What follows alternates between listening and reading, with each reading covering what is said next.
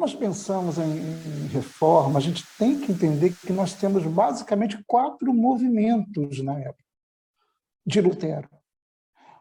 Desde o século XII, nós temos movimentos. Como eu falei aqui já, os valdenses, os lollardos, os russitas, e eu tenho também, provavelmente, um movimento que posteriormente será conhecido como anabatistas, que são aqueles grupos que contrariavam também a Igreja Católica e pregavam contra a Igreja Católica. Tá? Então, eu tenho... O próprio Zwinglio, há uma dúvida se ele conheceu os ensinos de Lutero antes de tomar a decisão dele em 1522.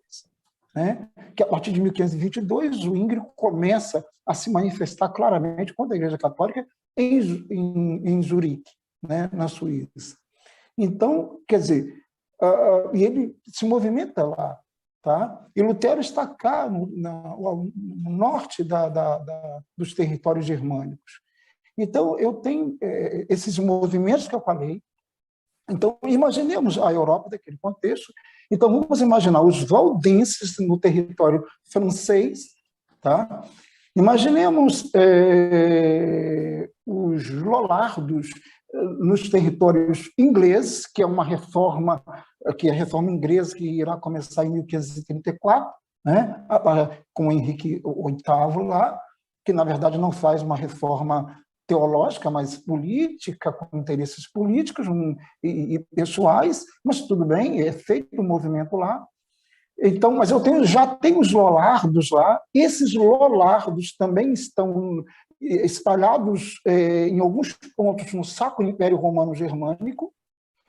E também eu tenho os russitas, que estão na hoje chamada República Tcheca, onde também fazia parte dos territórios do Sacro Império Romano Germânico também, que na região da Boêmia. Eu tenho os russitas movimentando ali também. Então, e tem os que possivelmente os anabatistas. Então, quantos movimentos eu tenho, quantas pessoas eu tenho pregando contra a Igreja Católica. Então, é isso daí que é importante entender. Quando Lutero chega, tá, ele encontra basicamente 4 movimentos que pregam contra a Igreja Católica, que não concordam com a Igreja Católica. A gente tem que entender uma outra coisa que é importante, é que naquele contexto, eu estou no contexto absolutista, onde eu tenho o Reino da França, eu tenho o Sacro Império, eu tenho a Espanha, eu tenho Portugal, eu tenho a Inglaterra, etc. E esses países ali, eles são nominalmente, oficialmente católicos. Tá? Não há nenhum tipo de liberdade, né, que conhecemos hoje, ou diversidade religiosa. Entende? Então, todos que vivem ali nesses países, reinos, ducados, principados, eles são católicos nominalmente.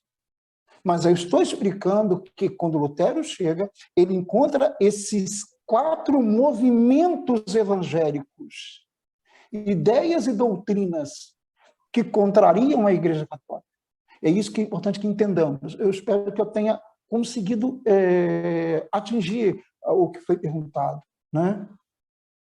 Porque tem gente que pensa, o pastor Isaac, aí, o pastor Rodrigo, há pessoas que pensam que quando Lutero chegou, ele chegou num toque de mágica e apareceu e foi o herói e deu e tal, que não tinha ninguém tipo, ali junto com ele. Não, tá? Ele tem esses movimentos, as ideias evangélicas já estão tomando conta da Europa, da Inglaterra, já estão por ali. Tá? Então, quando ele faz isso, ele é empurrado por esses, de certa forma, pelas mudanças que nós já colocamos aqui, sociais, políticas e econômicas, e pelas mudanças religiosas que já estavam dentro do seio da igreja, né, que ansiava, que desejava mudanças dentro dela. Tá?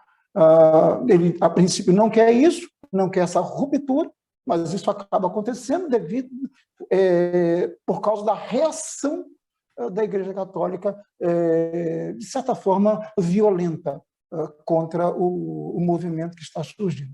O outro detalhe, apenas só um detalhe aqui, é que esse nome protestante ele surgiu em 1529, quando os luteranos, né, na dieta de Speyer, uma reunião com o imperador, decidiram, os príncipes e os imperadores decidiram que a única religião verdadeira e que deveria ser aceita é a católica. Então, os protestantes, então, no caso luteranos daquela época, protestam contra isso, né? Então, aí surgiu o que nós conhecemos como esse termo, né?